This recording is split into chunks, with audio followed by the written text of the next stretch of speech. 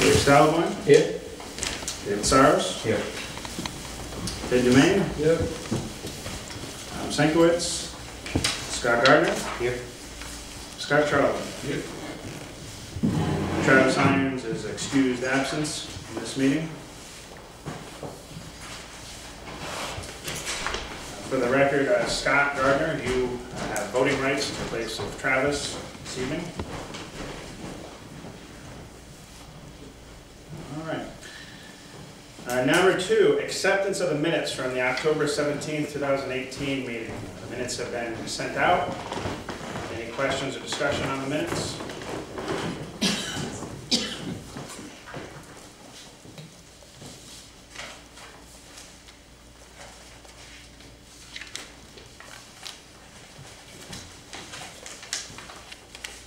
Hearing none, I would entertain a motion. I move we accept them. Okay, I have a motion. Is there a second? I'll second. Okay, a motion is second. Any further discussion? Hearing none, all those in favor of approving the minutes signify by saying aye. Aye. Opposed? Motion carries to approve the minutes from the October 17th, 2018 meeting. All right, new business. First item under new business is I want to personally thank Ken and our other Board of Education representatives who are here this evening. I invited Ken and any other Board of Ed members here this evening to our meeting to just give us a brief update on some recent communication that Ken actually personally has been handling with the Department of Education for the state of Connecticut in dealing with the MBR. We remember, of course, back during the budget season, we spent a good significant amount of time discussing the MPR and what could be some of the repercussions, obviously, if we were not to make sure that it got adjusted properly. And so that was something that we followed the process, I thought, pretty well back during budget season, and we were very fortunate that the budgets both passed on the first attempt. And so then we had this kind of period of time after budget season where I didn't hear anything, and it was, I think, last month, I believe, is when Ken had first heard something from the Department of Education notifying us about the MBR and possibly being in violation. So I would like to first call on Ken and again thank him for coming out to give us just a brief update on his communications with the Department of Ed.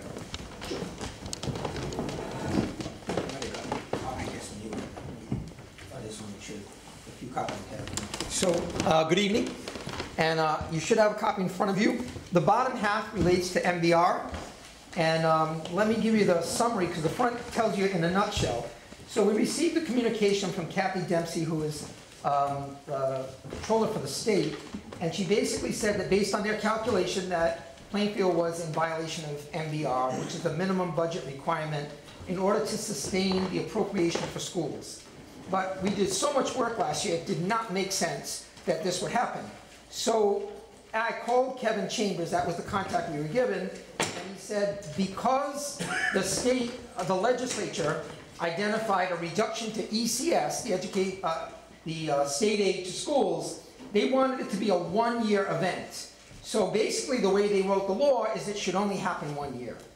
Now, they are the ones who cut the budget because our town did not cut its contribution.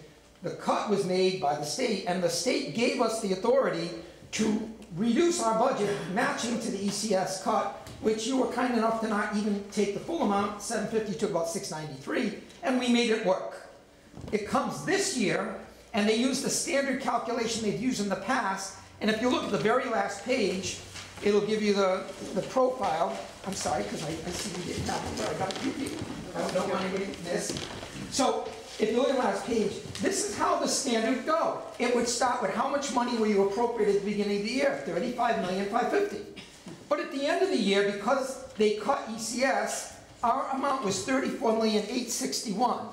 Now, normally, what happens with the MBR is if the money that you appropriated, you gave us more money, like 1 year we needed $50,000. If you gave us the new money, whichever is larger, would be the new MBR. And we've done that. In this year, it dropped, so we would expect the lower to be the new MBR. But if you read the third line, it says the greater of item 1 or 2. So when they changed the law, they forgot to change line 3. I mean, really, it seems pretty straightforward. And then what happened is they give you a bunch of other numbers. But what happened is then the state gave us not 750,000 back of ECS, they gave us 550,000 of that money. We're still $200,000 short of what we were a year ago. But because they gave us 550,000 and they're starting with the original appropriation, they say we're $550,000 short. Isn't it? That's how simple it is. So do you get the idea? NBR says whatever you appropriated last year, if we give you more money, you have to add that money on. Well, they cut the money 750. They then added 550 back. They are 200,000 short of what they gave us, but they want us to add 550,000 more than the original, not even the reduced appropriation. So it sounds crazy, but if you go back 2 pages, I think you'll see that what I attempted to do is just from the school's point of view, and then I shared that with Mr. Selectman and Tom Tinkwitz, the Board of Finance Chair, and I said to Mr. Chambers, just look at the chart. Back in 2016-17, you gave us $15,349,000 under ECS. The town gave us $17,429,000 for a total of $35,001,000. In the next year, you dropped us to $14,006,000. The town still gave us $17,788,000. We still got revenues from Sterling that brings it home to our high school, and we went down to $34,861,000. So we really dropped $690,000 because you helped not to mitigate some of that $150,000 loss. That's why we only had under $689,000. In this year, you brought us back up to the ECS of $15,163,000. See how that's 200,000 short of the 2 years prior? It was $35,349,000.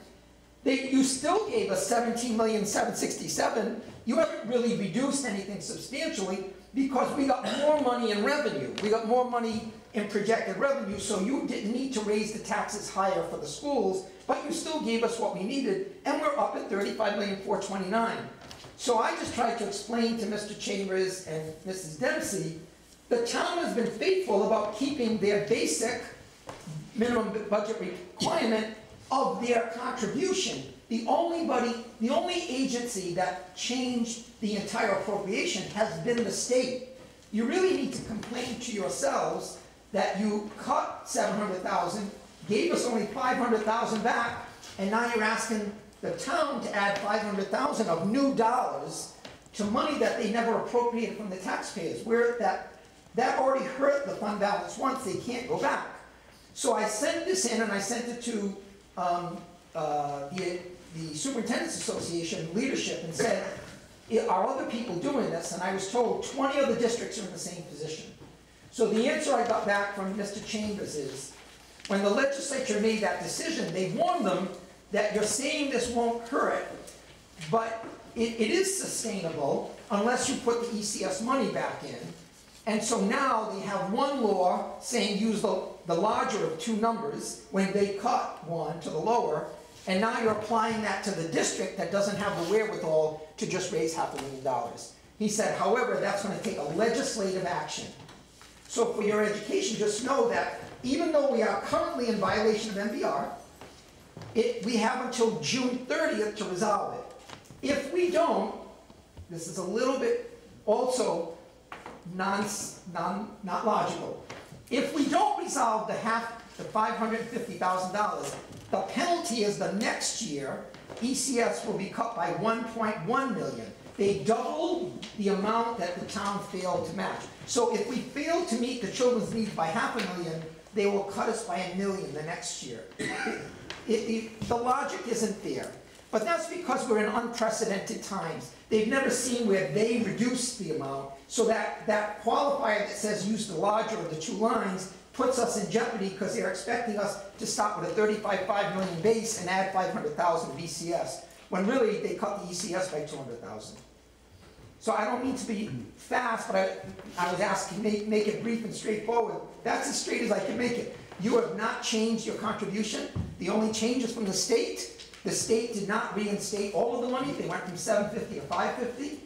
We have been made whole for the amount of money that they're giving. They just have an error in their processing to think that because they cut us $500,000, that the town should pick that up from somewhere, because they never told us this. So we are in deficit. We are in violation. They believe that the legislature will come in and convene by January, and they will fix this. They will fix this like they did for about 4 districts last year when they were in violation, and they said, we'll wave our hands and make it go away. They think there's now 20 some odd districts that are facing the same problem. So, I don't know if there are questions, but I think what you have is their calculation, our data shows that your contribution has been fair to us, and that we wrote a letter basically defending the fact that we have a very good relation with the town, and we work well. I don't see why they should be penalizing anybody. Hopefully it will solve the problem. Is this a deliberate attempt on the state to make us come up with more money? No, it really, honestly, it's a formulaic problem. They've never done anything like cut at the state level. The only place that you ever get cut is the local level. That's why they want you to take the larger of the number. If you were to cut us, they'd say you can't go back to the higher number. It makes sense what they wanted to do, but you didn't cut us, the state cut us. So their formula doesn't work just because they tell you to put the 2 numbers here and don't take the appropriate number. They're the ones who made the cut, not us, not you. We did our fair share. So the formula is just in place to keep the towns from cutting. That's right. And penalize them if they do. That's right, that's all it is. Unfortunately, it went backwards. Correct.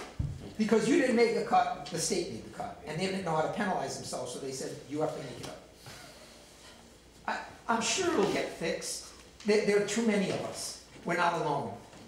But I appreciate the fact that, Ms. Sinkowitz said, we should have this conversation so that you don't ever hear that, wait a minute, we heard that you're an MBR whip.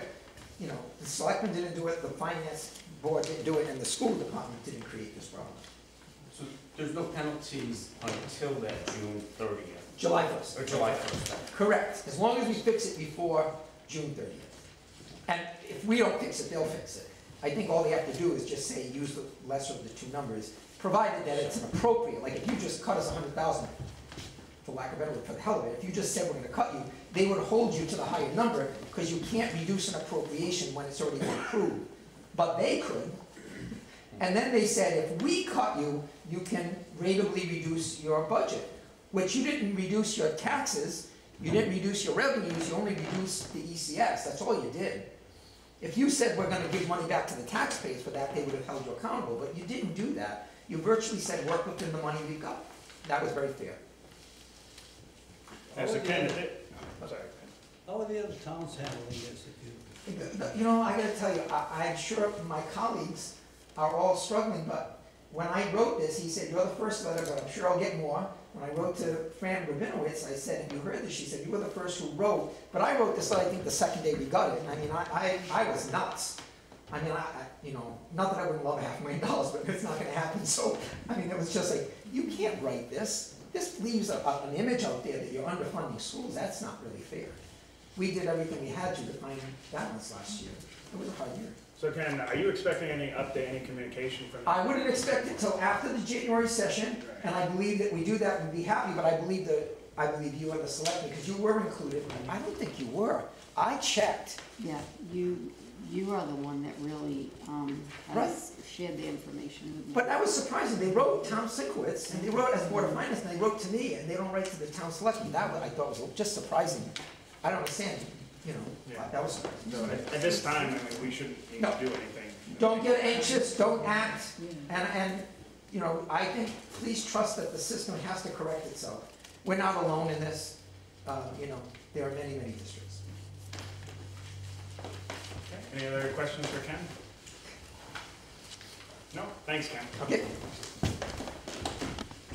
And, all right, next item, and so Ken actually.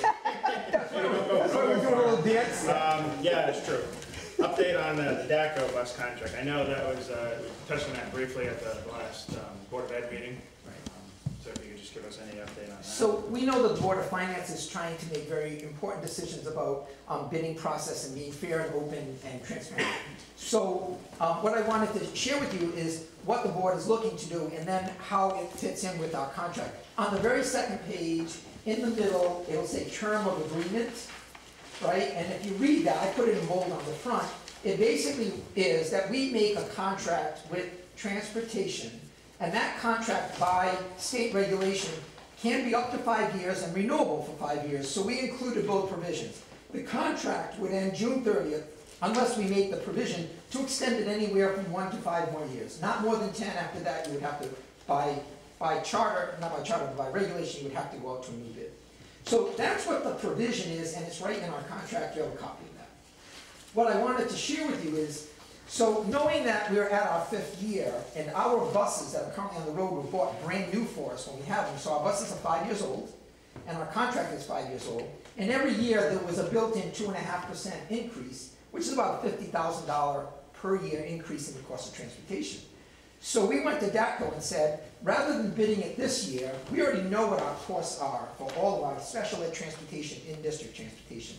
We want to do 3 studies. One, we want to see if we can just use the buses we have available in a better way. If we go from 20 to 19 buses in our largest tier, which is our middle school run, is 600 at the middle school and 400 at grade 4 or 5, that's 1,000. You need 20 buses. 20 times 50 kids is 1,000, pretty simple. So if we can compress that somehow, that would save a bus, that would save 50,000. So one is to compress, optimize. The second thing we want to do is we want to know maybe the routes we have, maybe the lines we've drawn could be a little bit altered, that we could basically do this, the walking distances, like where we don't have sidewalks, kids can't walk. Where there are sidewalks, maybe we can do that. So we want to look at the efficiency of our runs. And the third thing is DATCO is in Thompson, DATCO is in Woodstock, DATCO is in Preston, and I know they're here because we were the first to get them in Plainfield. So the question is, if I'm sending a student to Joshua, and Thompson is sending someone to Joshua Center, can we just pool that? A $50,000 bus divided by 3 communities would be $17,000 a year. We'd save $34,000. So we want 3 studies, and I said, I'd be willing to talk to you, DATCO, if you would freeze our rate so there's no cost to this community, and in 1 year we'd have more efficient runs, a better concept, and then we could decide, does it have merit to work with them, or do we want to go out to bid with a lower cost model without costing? So because our provision of our contract allowed us up to 5, we wouldn't grant them 5. We said 1 year, you freeze rates, and we'll allow you to do the study, and by May we'll report back to our town and to our finance as to what we're able to do. If I can cut $50,000 to $70,000 out of the runs, whether I go out or stay with DATCO a year or 2 more is irrelevant. We're definitely saving money. And in the first year, it's no new cost whatsoever. All rates will be frozen. I think it's a good deal, but I knew that, number one, you had the question before you, are we being fair, open, and honest? I wanted you to understand from the beginning we had the option. We think we should exercise the option because it's in the best interest of finance and the schools. Pretty good thinking, I think. How do we do with the cost of buses that, for instance, the soccer team went out of town? So it's all unit pricing. We didn't use DATCO, did we? They were We- way too high, I was told. No, for our athletics, pretty much DATCO is the standard, but if they go to a state or regional meet, Yeah, we sometimes will use anything, we allow to use any vendor that we think we can undercut. So for field trips that go like to New York or something, DATCO has a luxury vehicle, but we can't afford their rates. So we don't use them for that. We're only committed to the things that we contracted. Transportation to all our kids in school, transportation to all our special ed, our athletics, and our summer program. why can't DATCO complete with those others, knowing they got our contract? Well, the reason, in fairness, is 5 years ago when they bid, they were the lowest around. We're looking 5 years later where other people who've negotiated different contracts, might have different kind of equipment. They bought all brand new equipment. So the question we have is, should we be going out and trying to get a bid where maybe we could get a better competitive bid? The problem is I would not want to bid the way we are right now because we've had an escalation of some special ed placements. We had some in Raymond Hill. I just brought those kids back in district. But 1 bus to Raymond Hill is $52,000 for the year. We have 1 student now down in Norwich we never went to before. It's the only program they were accepting. $52,000 for that. We have 3 children that are homeless, and it's $50,000. That's just the rate. We need to find a better way so that what we bid is the best option. And you're right, why couldn't DATCO compete? Only because they already agreed on a contractual rate. If we want a bus out from home to school, the rate for the day is about $52,000, $300 some odd dollars a day. It was the best rate at the time that we got. 5 years later, now there's some other competitive things that are. Quite a bit. Yeah. Yeah. I just want you to know, we absolutely believe that the bidding process is right, which is why we said, we just want to make sure that what we're going out to bid with is actually the best and most optimized runs that we can, and to do it at a no-cost increase for us just seems like a good option, since it's available within our country. Any other questions?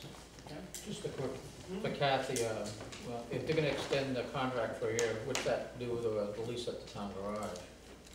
So we do have the option to extend that lease for the 1 year if we want. Kelly, Right to us. They have to write in writing that code to the town, so the town says yes or no. They have to request it. Now, with that,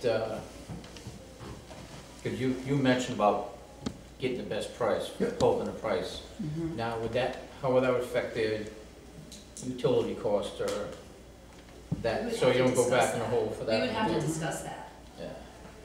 I do know that one of the provisions is that because you're on a 5-year lease or whatever, if you decide you need to raise the rate, they said that's the only adjustment they would have to make to our costs. So we'll pay for it on the school side, but it wouldn't preclude you from saying, if you were getting 70,000, I think, for the year, you could ask 80,000, and it just would mean that I can't force them into a locked contract and then charge them 10,000 from the other side of the town. We'd absorb that, but that would be the only change they would allow, and that would protect Kelly you. and I have already, we're gonna start looking at that. Analyze it there in detail. Good question, good catch. Any other questions? Thank you. Thank you, Ken, very much. All right. Next, item C, to discuss and act upon line item transfers for employee promotions and salary adjustments. So, for those of you who were present at the last Board of Finance meeting, we did have quite a bit of discussion, actually, about line item transfers. And there was a number of questions, and I remember one of them had to do with a job description, which we could not get answered because we did not have certain people present at our last Board of Finance meeting. So because we had a lot of questions unanswered, we of course did not act and support the line item transfers. So the difference now is we have this up for consideration again because Kathy, of course, is with us, as well as the town employees who these directly affects and or their department head. So what I'm doing now is giving the opportunity, and I'll ask Kathy if she would like to either start or if we'll pass it on to one of the other employees of basically offering a little bit more of an explanation, and then hopefully if we had any questions that we didn't get answered at the last meeting, that we can certainly ask those questions again. And then we would just need to decide, again, if we're going to act upon in favor or not in favor of these line item transfers.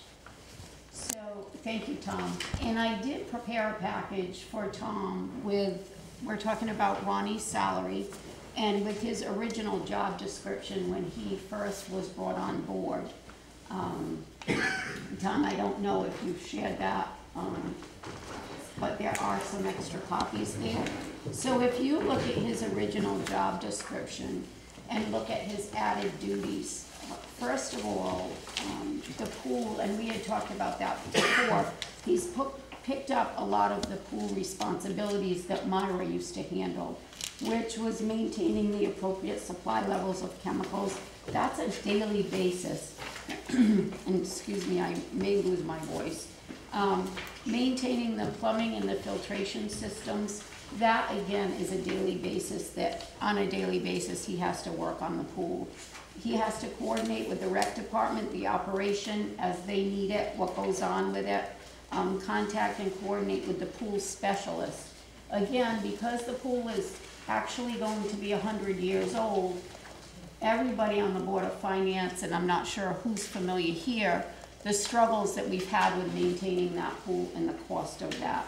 So there's a lot of work that needs to be done on it, and Ronnie has taken that over. He makes sure he stays in contact with who he has to. The temperature of the pool is a constant struggle for us because of physical therapy. So even on the weekends when the pool is not open, Ronnie will pop in to make sure that the temperature is where it needs to be, or just to make sure that the pool is still running and doing what it's supposed to be doing. He keeps all the records on the pool, and what that is every single day you have to do your chemical readings, you have to backwash. So all of that he keeps records of. He schedules the repairs as needed, and again, like I said, on the weekends, even when the pool is not open, he will come in and check on it. This past weekend through the Thanksgiving holiday, we had no heat in our building, our heat was down. So Ron was here constantly making sure that not only the pipes didn't freeze, but that the pool was okay. So that's added responsibility he has. Because we have not had a supervisor since I've been here, Ronnie has really taken on the lead role as maintenance. So again, you have a list of all the added responsibilities that he has picked up due to that. He does an excellent job maintaining the building, working with any contractors that we need to. Like I said, Thanksgiving Day, we were supposed to have parts for our furnace. He was gonna be here Thanksgiving Day. On his day off, he spent a whole day here trying to make sure everything was okay. The other thing, so our other maintenance and grounds person has been out since August 21st, which has put a big strain on our workforce. We don't have a big maintenance and grounds department. So Ronnie, along with the highway department, if the highway department, some of their guys could help us out, they have been.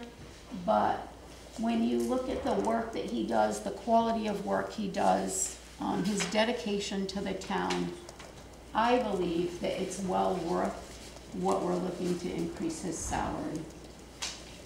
And again, if you need that, again, his salary is at $49,816 a year, and we would like to raise it to $58,136 a year.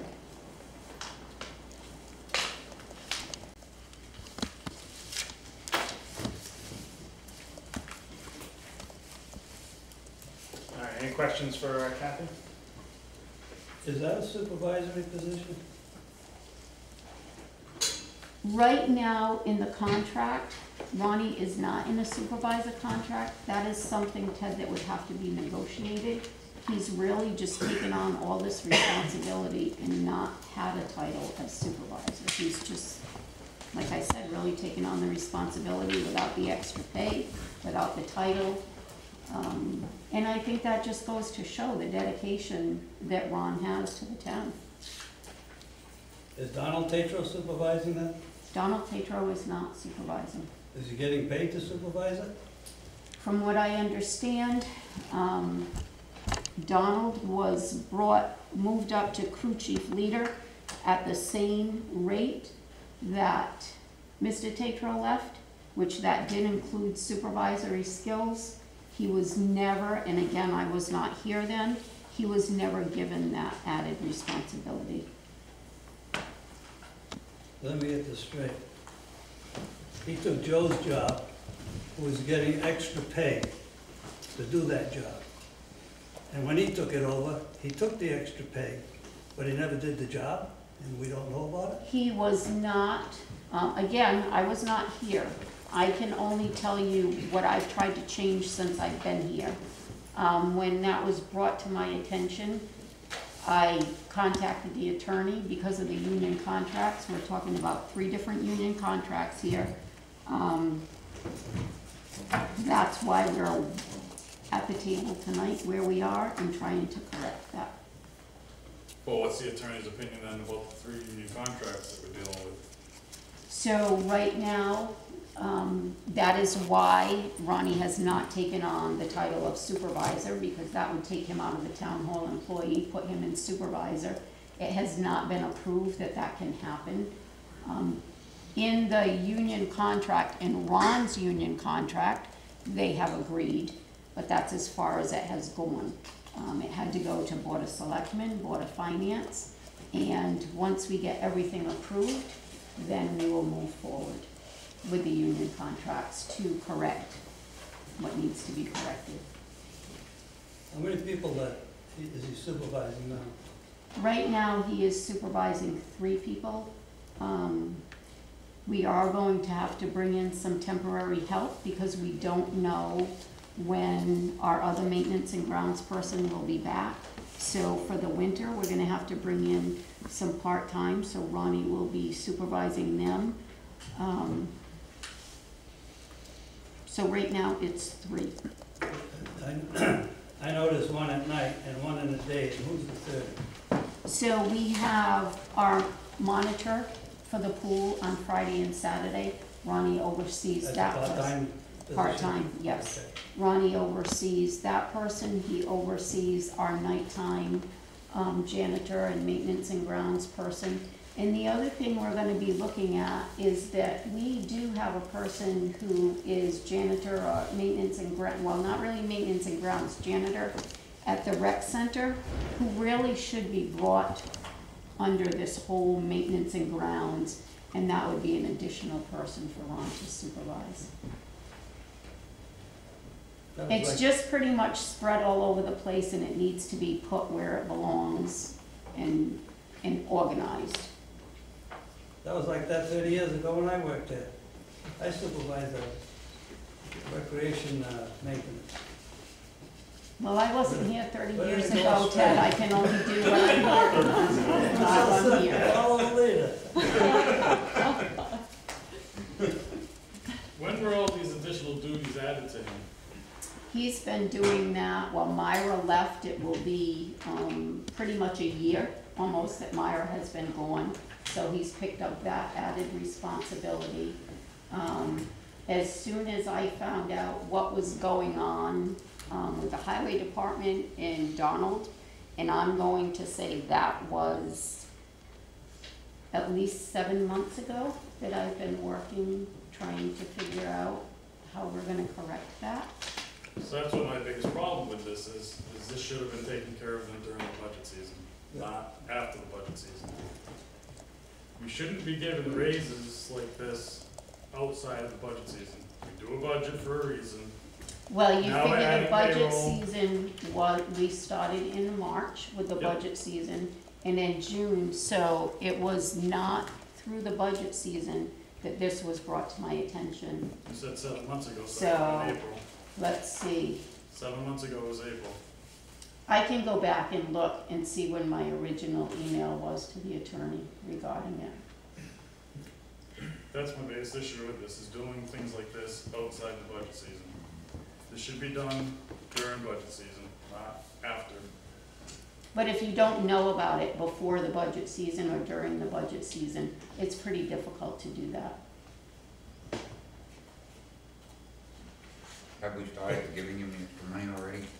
I'm sorry, Have what? we started that extra money already? No, no, you can't until it's approved, Don. But somebody on your staff Knew what? knew what you didn't know about the, who's supposed to do the job. All I can do, Ted, is take the information I was given, when I was given it, and try to move forward from there. I was not here when it happened, so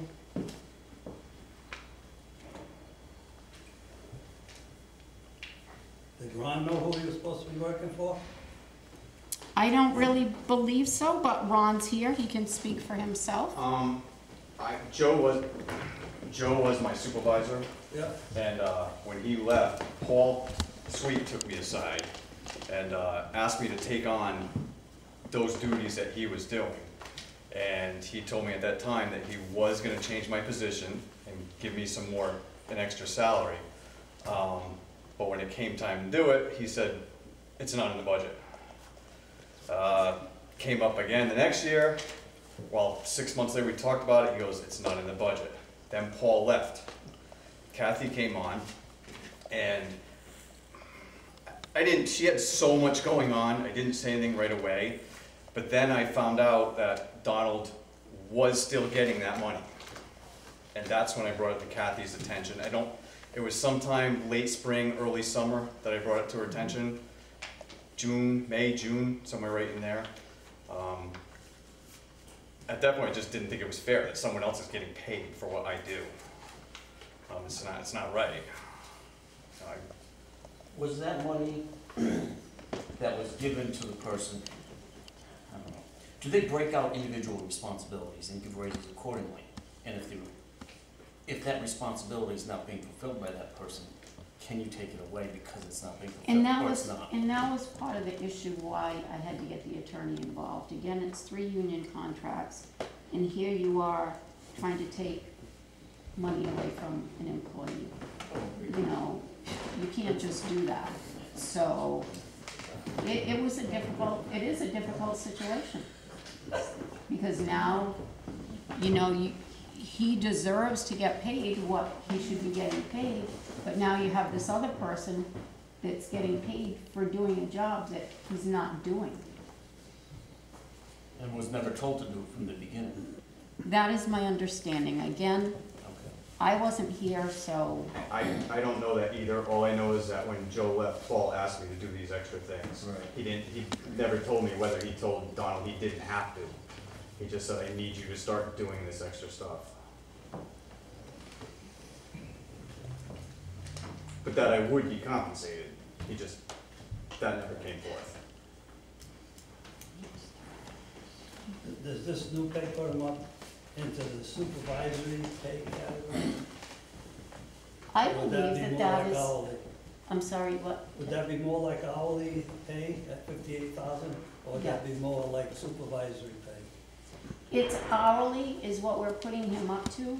Well, how does that compare to other hourly and salary? It's So- actually a lot less. Sorry. It's a lot less than It's still quite a bit less lot because less than the hourly? it's less than the other supervisors because they make the average about $33 to $34 an hour because they work 35-hour weeks. I work a 40-hour week, so me making $58,000 a year is quite a bit less than what they make for a lot more hours.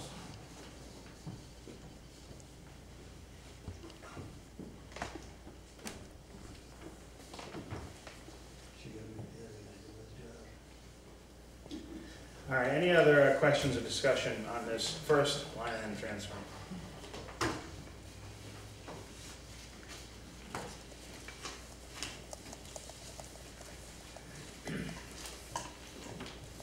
If not, again, we can take action and entertain a motion, either way to approve or not approve this line item transfer. But as Kathy noted, nothing can be done unless we do approve it. So it can go either way.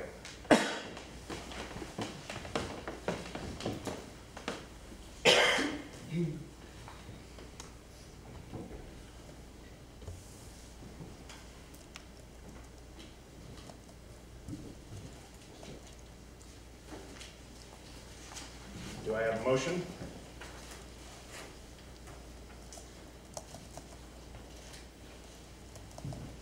I'll make a motion to table it. Okay, we have a motion to table this line item transfer. This is, to be clear, the transfer for the $8,320 from contingency to salaries for building and grounds.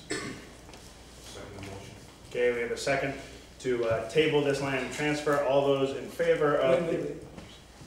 I think I want to set a date. How about we table that to February? Okay, We'll be in the budget at the time. all right, so Ted's revised motion is to table this line item transfer for $8,320 from contingency to salary, building and grounds, and go back to it in February when we're going to be going into Right. budget work. Okay, Now he has to second it if he wants to. correct. So I need a second. I'll second.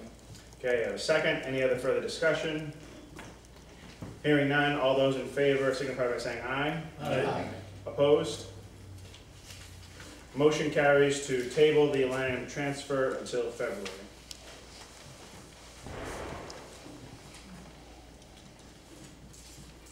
All right, the other line item transfer, this is for transferring $3,928 from 10-6101-34 Department Head Engineering and $1,532 from 10-6-270-42 Contingency to Salaries Engineering in the amount of $5,460. Kathy, is there anything? So again, And Mary Ann Chinati is here tonight, so she can explain a little bit more, but when Lou Sawyer retired, I'm sorry, he didn't resign, retired, my goal when I came into office was to be able to form an economic development committee and to have some kind of economic develop person here. So when Lou retired, I thought it would be in the best interest to look for someone who could do not only Lou's job part-time, but also economic developers. So when I was interviewing with those people and Lou was involved, that's pretty much what we were looking for, because that would be a big savings for the town. In doing that, what happened is that opened up more responsibility for Ryan. So Mary Ann is here tonight. She can speak more about the responsibilities Ryan has picked up, because she's only part-time in Lou's position and part-time in economic development. But again, you need to look at this as the money that the town is saving. So keep in mind that yes, we're asking for, you know, $3,900, or I'm sorry, that $3,928 for an increase, but think of the money that we are saving for a full-time economic developer. And Mary Ann has proven she has qualities and the knowledge that she needs, and just in the short time she's here, we've applied for grants, we've been approved for grants, she's moving forward in the economic development. For many of you who don't know, MS4, you want to talk about the budget, which is a state mandated MS4 stormwater. That's an extra burden that the town has picked up through the state, like I said, that is mandated, but it's unfunded. So Mary Ann has taken that on, and Ryan is helping that, because there's a lot of responsibilities, and the town was behind on that. So again, Mary Ann, if you would speak more for the responsibilities that Ryan has picked up. Mary Ann Chinati, Town Planner. As Kathy said, I was hired as Town Planner Economic Development Coordinator. And as part of that change in the position, Ryan was to be brought up as assistant, not only zoning enforcement officer and wetlands enforcement officer, but also assistant town planner, to help me with the day-to-day running of the planning department and the technical aspects and whatnot, and take a more proactive role as opposed to the enforcement reactive role, which he has done. He's been exemplary in willingness to step up, and he is absolutely beneficial, and he's exceeding expectations. Yes, there's a learning curve, but he is more than willing to help out. He is more than willing to contribute, and he's more than willing to pull more than his weight to make sure that the town progresses in a positive way. And when I was hired at a lower salary than my predecessor. So that makes up for the majority of the difference in pay for Ryan. And this did not come out last budget prep season, because obviously Lou was still here and there was no advertisement for a town planner, economic development coordinator, which is why it didn't happen at that point in time. But since I got hired in June, Ryan has stepped up to the plate. His job description has been revised and it's been approved by his union. And he's been fulfilling the role of assistant town planner and zoning enforcement officer and wetlands enforcement officer wonderfully. And he's well deserving of this increase. And I really urge the Board of Finance to approve it.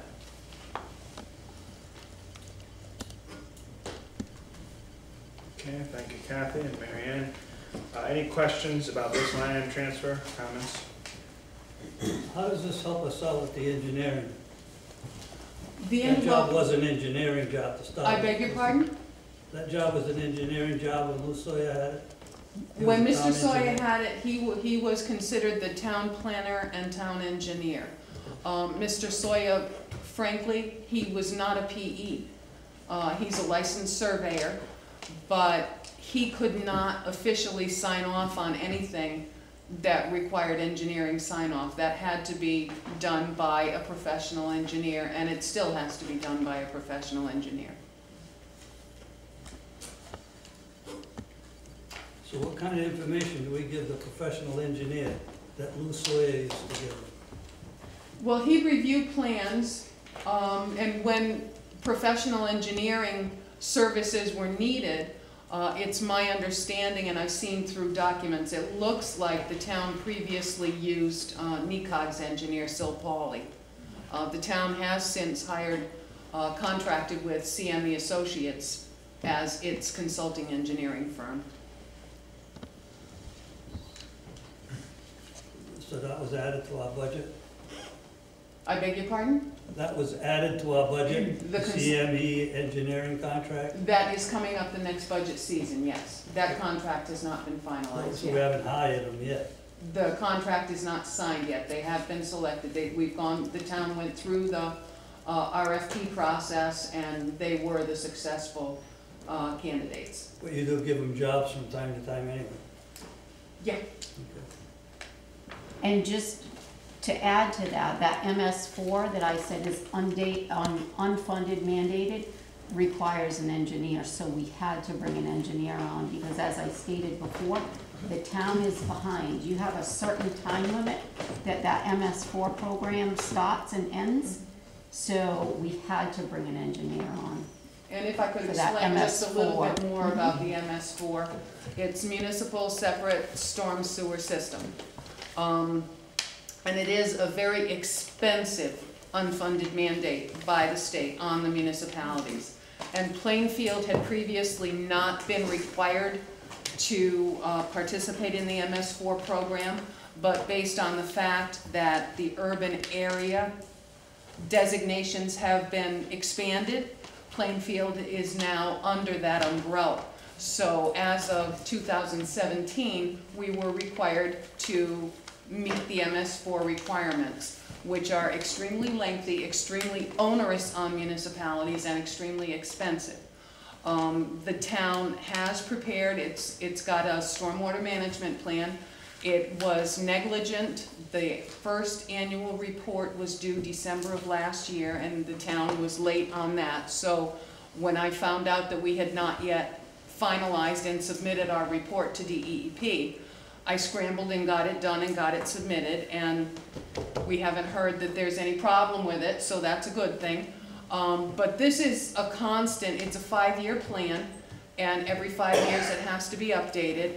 So right now we're working on creating illicit discharge detection and elimination protocols and regulations and whatnot, and fulfilling the requirements of the MS4, which there are pages of those requirements, and each line item has a drop dead date. You need to have it done by this date.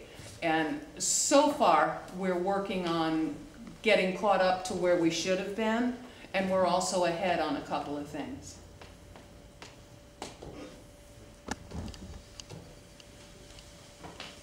Okay, thank you, Mary Ann. Any other questions or comments about this line item transfer?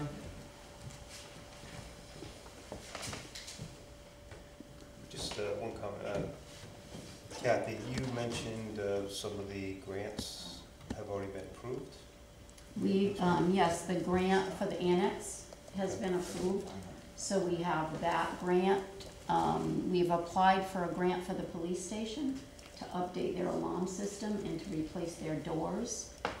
That one we have not heard back from yet.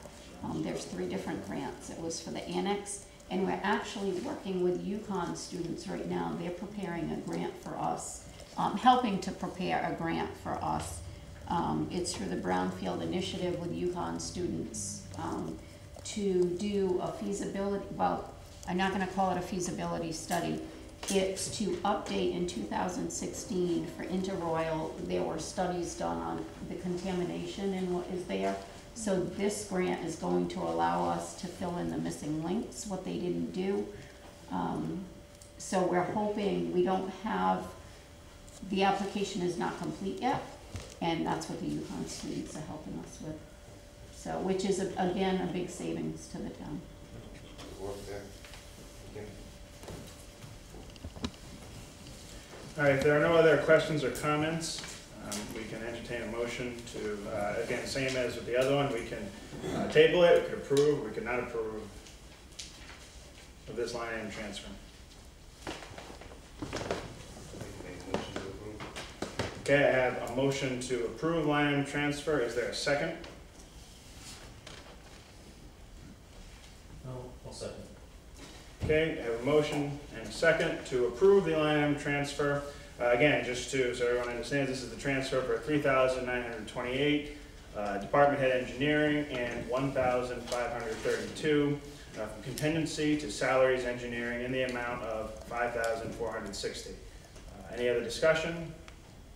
Hearing none, all those in favor of this line item transfer signify by saying aye. Aye. Aye. Opposed? No. No. No. Any abstentions?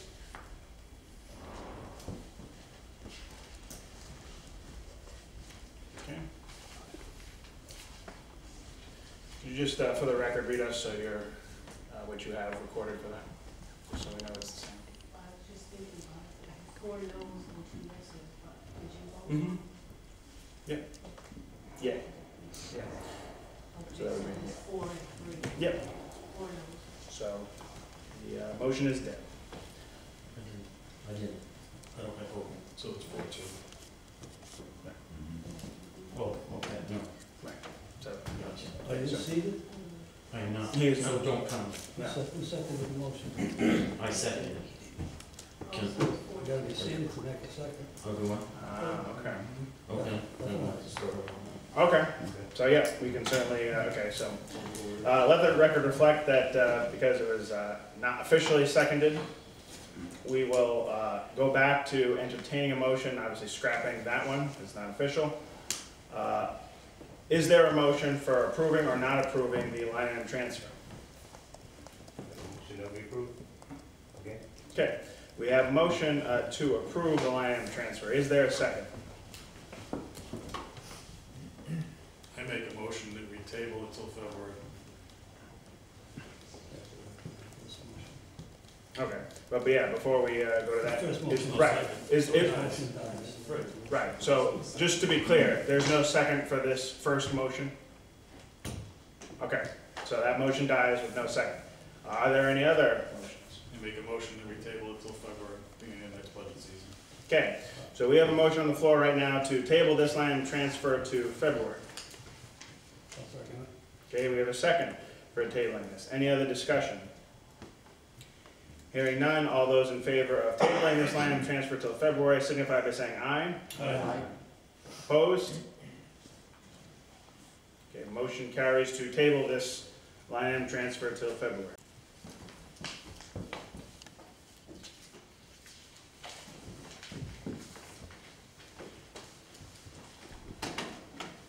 All right. Moving on to item D, discuss and act upon the fund balance policy. I know that was emailed out, I believe, Kelly, you're to distribute copies? Okay, Yes. so if anybody needs a copy,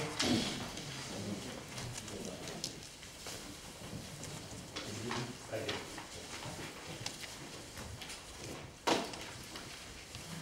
The only change, word for word, everything's the same. The back page, where it sets the unassigned fund balance, prior to this was 8%, and I revised it to 10%. The reason why I revised it to 10%, right now, or for last year's audit, unrestricted fund balance was 7.8 million. In this fiscal year, in July to August, the amount of expenditures that went out was 7.1 million. As our budgets keep growing, that number is gonna keep growing, so you need to make sure you're gonna have money set aside in case something happens in 2 months, you don't have funds coming in. We're funded heavily by the state of Connecticut. So you wanna make sure you have funds set aside. So, as our budgets keep growing, you're gonna have to think of how much percentage you would like to have unassigned, unrestricted fund balance. So, 10% would bring it up 2% more. You guys easily could be 10%, but, I'm just throwing that out there to see how you feel about that.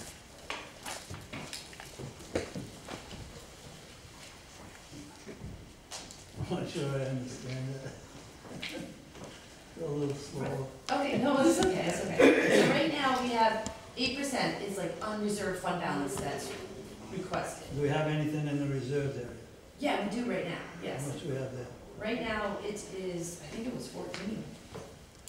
Yeah, it was 14, 14 million? 14%.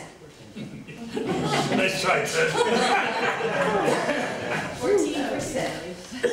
So if you move our policy to 10, you totally are covering that. And I'm trying to show you the example of how much expenditures go out in 2 months, that you should have that set aside. So you never want to go below that. Can we take it out of that restricted area whenever we want it? If you guys vote on it, yes, you can. Board of Finance needs to The vote. Board of Finance can take the extra 4% or whatever it is, I hope. Like restricted, are you Yeah. talking restricted fund balance? Yeah. Yeah, you guys would have to make a motion and, Okay, so if Yes, we you wanted could to do beef that. up the unrestricted, we can do that by just taking it out of the other. yeah, you could. But for an accounting policy, you want something official. You know, 8%, 10%, 12%, you know, you want something official. Yeah, So that's what I'm asking. And you just have to keep in mind, as our budgets increase, because they increase every year, our expenditures increase too, every beginning fiscal year. and we still expect to get anywhere from $400,000 to $600,000 a year in excess funds. Are you still gonna use the $400,000 not going in anymore? No, we haven't really had this discussion. In next year's budget, we're gonna try to reduce it. No, we said this at the last meeting. The amount of money that we have in our budget right now to offset our mill rate is the purpose of it. Yeah, In the coming years, we should try to reduce that, not not, keep that. you gonna try to do that in 1 year? No, not wait it all out. You have to see what your expenditures come in and what your revenue. Yeah, so it'll have to be a discussion.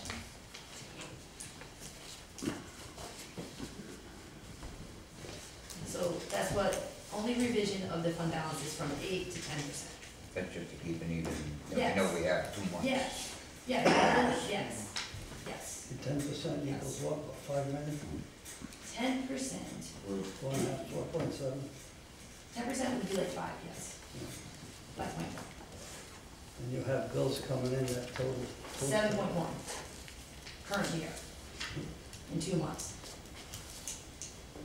The first 2 months of the year. Yeah.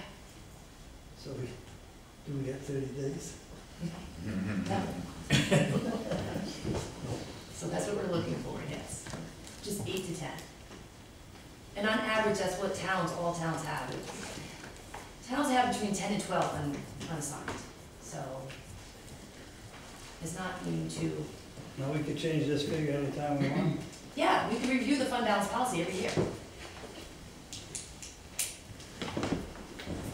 I'll make the motion to go to 10%. Okay, we have a motion to approve this change from 8% to 10% for the fund balance policy. I'll second. Okay, we have a second. Any discussion? Hearing none, all those in favor of approving this change to fund balance policy signify by saying aye. Aye. Opposed? Abstentions? Motion carries to approve the fund balance policy, 10%.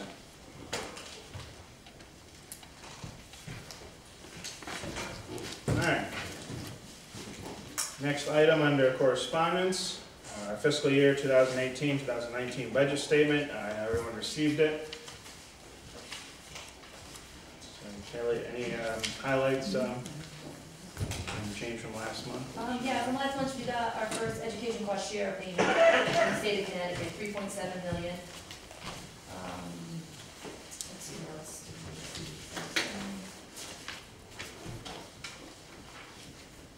You can see the back tax, budgeted for $425,000. We have $197,000 so far. Kelly, on the first page, Yep, the state revenue, yep, veterans exemptions. yes.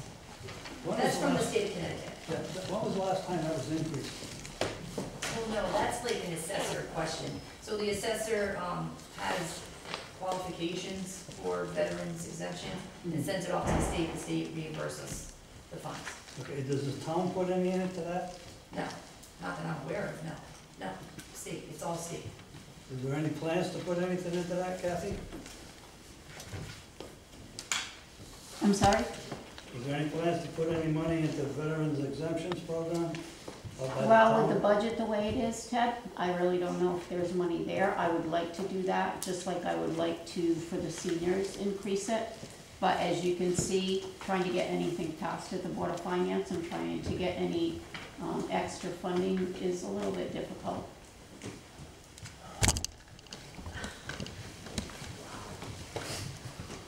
We have a lot sold in iPark. 60,000, we budgeted 45, so that's, that's changed. That's tax revenue. Yes.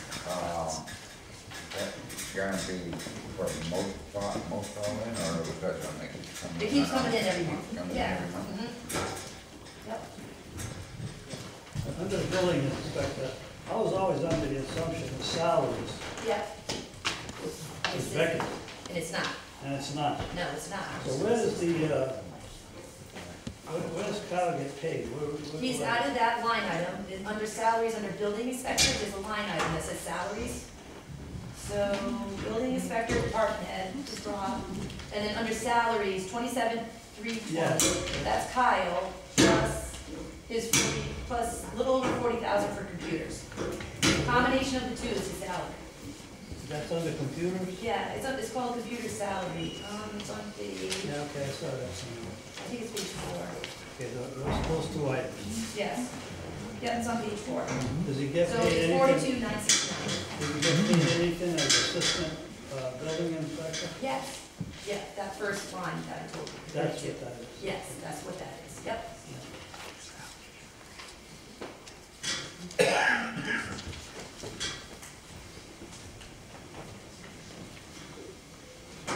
Why is the part-time salaries in recreation already only got 25% remaining? Part-time salaries, recreation is summer rec. So summer, a bulk of that summer recreation, yeah. I think it starts in July, into June. Yeah, just let me, Yeah, yep, same thing, then the reason why there'd be so many more supplies at that point, and then Yes. it'll probably see, do nothing. correct. How much did he get out of computers? I think it was 42,969. Yeah.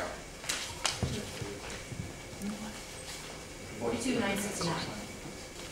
Oh, okay.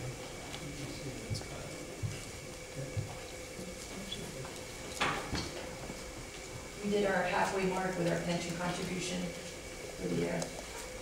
How you making out with Sterling, tuition revenues? We just got our first payment, I think in November. That's not bad for him. What's that total? It was like 100, like, Just so it's rough. budget, first year is, out of town, is 1.3 million. Is that 1,100 per student? No, it's about 1,900 per student. Yeah, much higher, about 1,900 per student. Well,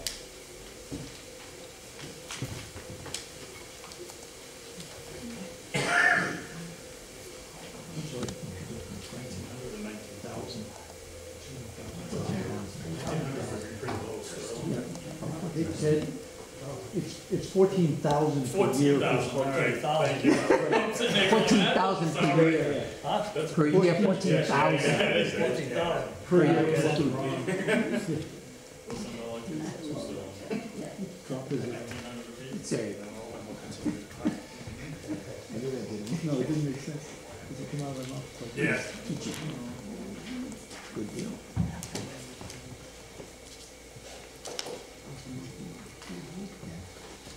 All right, any other discussion? Budget statement? No? Okay. Very well, moving on.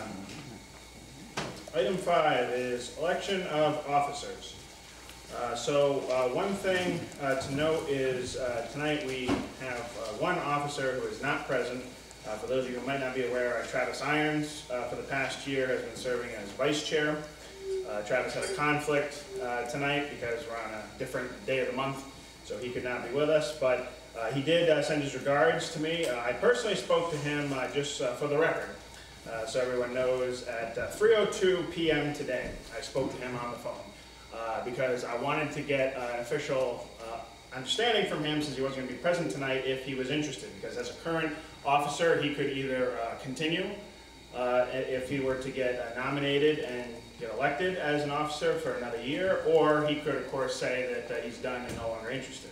That of course is the same for any of the other officer positions, such as myself serving as chairman and Ted Dumaine serving as secretary. So those are our 3 officer positions, and again our current slate being myself, Tom Sinkwitz as chairman, Travis Irons vice chair, Ted Dumaine secretary. So what I will do at this time is open the floor for nominations. And as the process goes, it can go either way.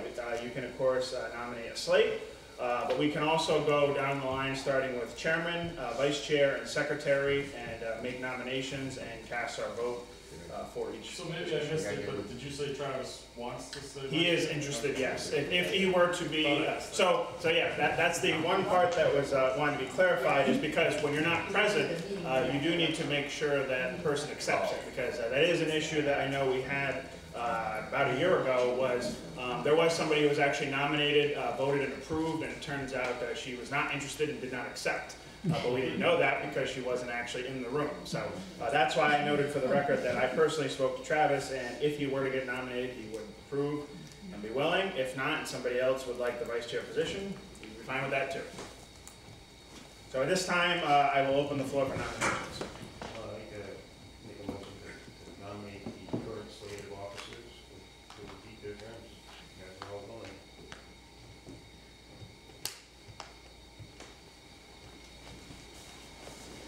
All right. Nomination for the current slate of officers to renew for another year. Other nominations?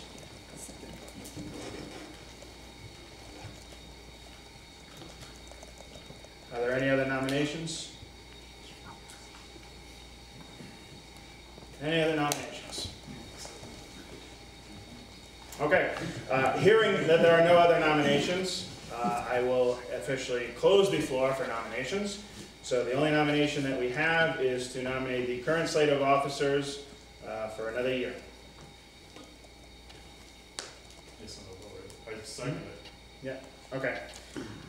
So is there any discussion about this slate? You want to stay secretary, right? I think we asked you. Yeah, that's what we have yet, so. Yeah, he hasn't spoken, it's true. All right, so all those in favor of the current slate being nominated and approved for another year in these positions signify by saying aye. Aye. Aye. Opposed? Any abstentions? All right, motion carries to approve the current slate, which is again Tom Sinkwitz chairman, Travis Irons vice chair, Ted Dumaine secretary for another year.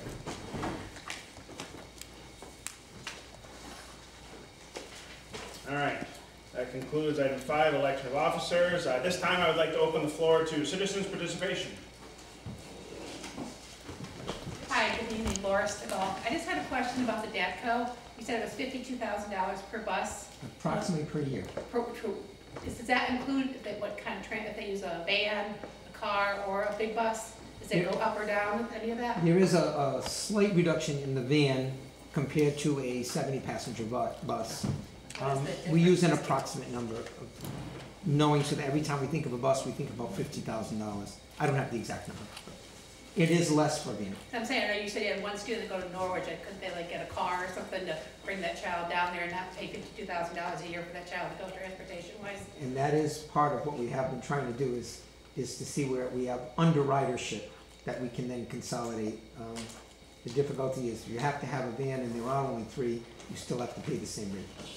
What about like to the ACT kids? I mean, how many children go out to ACT and Willimantic? I think there's only like 8 or 9 from Plainfield. So is that another possibility to possibly get to negotiate lower rates? Because I know the gas is way cheaper on a van and the maintenance, or even a vehicle, so. Not the rate as much as trying to combine runs would be cheaper. If you can get 3 buses to do 3 sites rather than 1 bus, you can cut the cost. That's really the way. The rate is established by contract.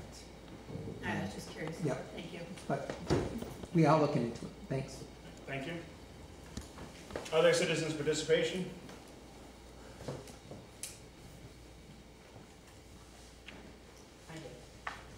Naomi Smith, Plainfield. When are we having our annual town meeting?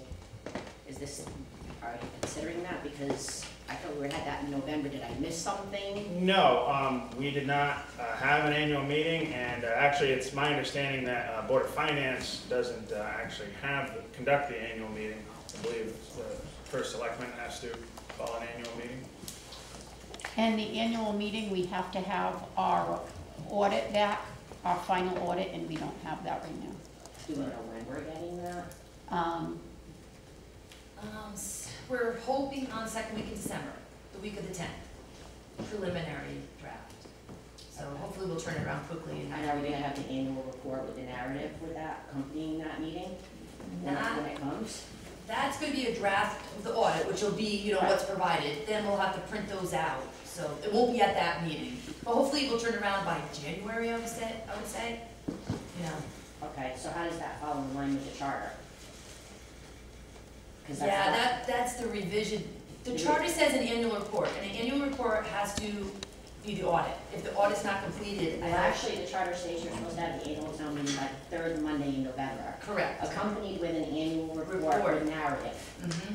So And if that's that what I'm annual report questioning. is not completed, that was part of the problem with the town charter, is So is that a state statute violation for us? Because it's we're a not town compliant? charter. Is But it a town the charter audit, violation? but the annual report with the narrative is a state statute to be provided. That needs to be done by, state statute says that it has to be completed by December 31st. We Okay, have to have an audit report to the state of Connecticut, I know that for sure, by December 31st. Because if it's not, then we have to do an extension, the auditors, file for an extension with the state of Connecticut. So I know that for sure, December 31st. So definitely December 31st, we will hit the state deadline, yes.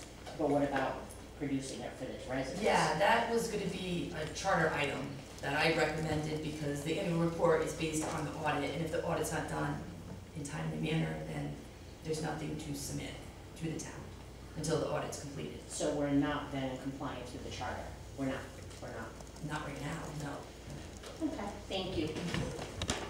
Kathy, just on that note, I just want to again make sure correct here. So to call the annual meeting and obviously having the report ready to go for that, that would be something that the Board of Selectmen would have at the annual meeting, or meaning do you coordinate it and call it to order, or is that something the Board of Finance is supposed to have that annual meeting? I believe it's a combination, Tom, but I will find out. Okay. Yeah, in the past, we've done a combination. Yeah. There's been years we've done in November. There was a few years we did it in November, and it was the annual meeting. It was a combination Board of Finance accepting the audit report, and it was the annual meeting. Okay. Yeah, I just wanted to clarify, because I know at one point somebody had asked me about the annual meeting in reference to the charter. What they had said is they seemed to have a memory going way, way back of Paul having an annual meeting, meaning he was the one, once the report was ready, he coordinated it, scheduled it, called it to order, had the agenda. So when I heard that Paul had done it as first selectman, that's why I was wondering if that's something that you would do, or maybe we would I coordinate. believe it's Yeah. coordinated. So, right? okay. Tom, Yeah. I have the charter here. So, just to clear it up for everybody, section 2-3 says the annual town meeting shall be held the 3rd Monday in November at such hour and place as the Board of Selectmen shall determine. Okay. To accept reports on the prior fiscal year from town officials, including the town auditor, and for the transaction of business proper to come before such meeting. So, that Yeah, that does is answer, what is yeah. stated in the charter. Yep. And just to add, we did, like Kelly said, we did present a question on the ballot to change that annual town meeting for a number of reasons to later in December, and it did not pass. So we'll just have to try harder to comply with our charter. Right, because it was my understanding that in recent times, you know, if you go back, like when we had a sample of an annual report, it's like 2003 was like one of the annual reports we had. But if you went back to then, as far as when annual meetings were, the audit would, at times, was ready earlier on, so that we could be in compliance with that, of having it ready by that. But what I'm understanding is that in recent years, like if we went back last year, or the year before that, or so, the audit has not been ready in time to comply with that, of having it by that third. Last year was. Was Last it? year and Was the it year last before year? was. Last year, the Okay. year before was, maybe the year before that. Maybe the year before that, And yeah. like, Last 2 years. last 2 Okay. years, yeah, we've been on time, yeah. But the point is that there's been years when if the audit wasn't ready, we were not compliant because we didn't have it by that date as it indicates in the chart. I did not receive the last 3 years' audits until the end of December, Okay. filed in my office. So I don't know if they were ready sooner, they were not filed with me sooner. Okay. There's a simple way to get around violating the charter. Just hold the meeting and tell the people we don't have all the information and adjourn. Once you've done your duty at that specific date, and you don't have the information, you don't have it. But you've satisfied the charter. Correct. That's all we want, that's all she wants to do, that's easy.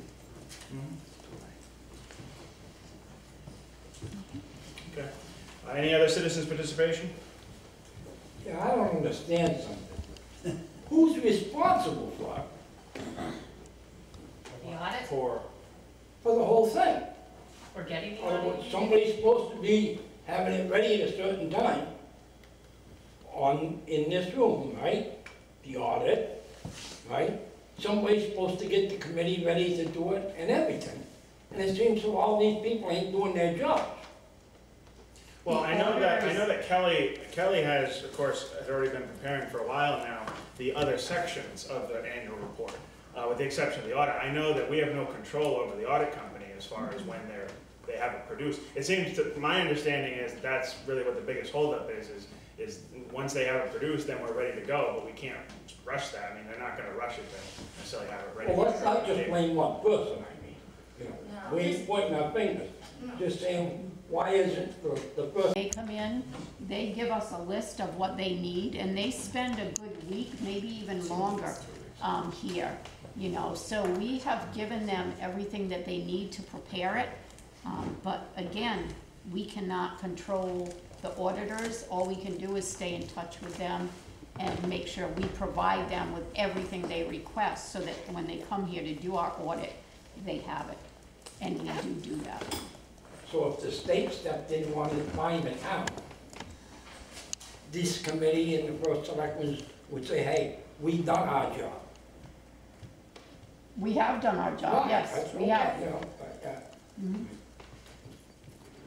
Yeah, I actually was hopeful, you know, and trying to be hopeful and optimistic that we would have audit ready for November. I knew that wasn't gonna happen, but, you know, point is, I had checked in with Kelly and said, you know, does it look like be able to fit it in November? Like, no, you know, so, once it's ready, obviously, we will have that on the agenda, the audit. Wouldn't you give the auditors a date that you need it by? If you have it in the charter, can't you tell the auditors that you need it by this date, because by your charter, that's when you need to have it?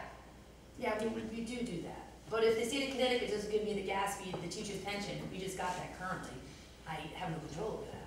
That's part of it. And they have to get that information from the state, and it's part of our whole package. And then Hooker and Holcomb, our OPEB, we have to pull that together too. The issue here was that during the charter revision committee, the narrative of the annual report was requested to be removed or suggested to be removed, and the town attorney did state it could not be removed. It was state statute, that it was supposed to be included in with the audit and provided to the residents, not the standard budget that's been used for the last 10 years, because that actually was not proper. So a narrative hasn't been produced in over 10 years. We were told that we were going to have it, so I assumed it was going to follow the charter protocol, because we have been told on many occasions we follow the charter. So that's the reason why I asked where we were at with this. So I would just like to say, we don't always follow the charter. This is one prime instance where it worked against the board, the town. We tried. So. We tried, but Right. again, it Well, we did try to get that changed so that it would fit more and we would be able to stay within the charter because we do work very hard to abide by the charter, just like every other town. Well, some towns just use the audit report as their annual report. That's it. No narrative is the audit report. But we were told by the town attorney That you had to have a that you narrative. had to have the narrative, otherwise you're in violation of state statute. Oh, That was I checked do on. believe there is a statute. oh, see, I didn't know about That's that. what we were There's a bunch told. of municipalities on their website. It's just Lisa, their- in fact, checked on it with the attorney, we were at the meeting when it was told. So, Right, we don't need any more issues, like, I just don't want.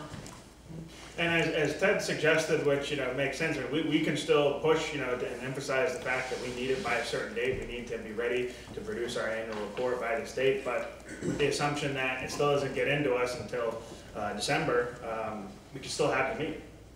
And in accordance with the trend, that's, I think, the best we can do as far as it's written now to try to stay in compliance with it. Obviously, it's too late now, because we're already past that date, according to the charter, but for future reference. Or possibly. And we are working very hard to make sure that we do abide by that. And I know I've worked with Kelly, we're doing our reports, all the departments are submitting their reports. So again, we are working hard to make sure that we do follow our charter, make sure that we do follow all our rules and regulations. So, and again, the town's doing a good job. Okay, any other citizen participation? Hearing none, I would entertain a motion to adjourn. I think make a motion to adjourn. All right, second? Okay, all those in favor signify by saying aye. Aye. Opposed? We are adjourned, thank you.